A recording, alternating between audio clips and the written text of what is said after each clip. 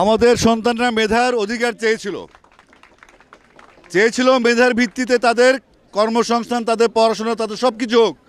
তারা কোনো রাষ্ট্র ক্ষমতার পরিবর্তন চায় নাই, তারা কারো ক্ষমতাচ্যুতি চায় নাই, তারা চেয়েছিল মেধার মূল্যায়ন হোক।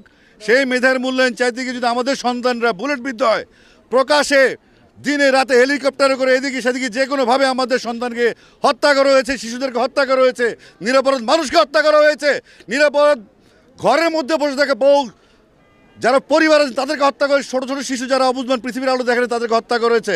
এখন এই আন্দোলন থেকে পিছু হটার কোনো সুযোগ নাই, আমাদেরও কিছু করার নেই, আমরা ব্যর্থ।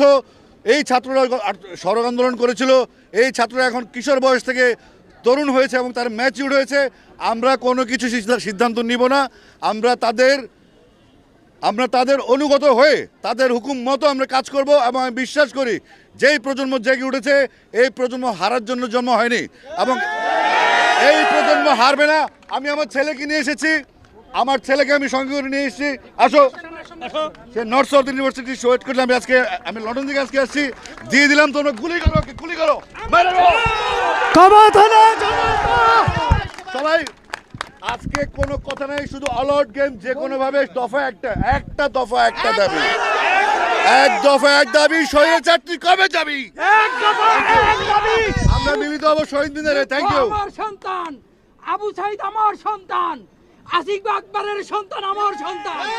আমার সন্তানের রক্তেই মাটি ভিজেছে। যে অধিকারের জন্য আমার সন্তানের মাটিতে এই বাংলাদেশের 55,000 বর্গমাইল ভিজেছে, সেই মাটিতে স্বাধিকারের উপযুক্ত জয় ছাড়া ছাত্র সমাজ ঘরে ফিরবে না।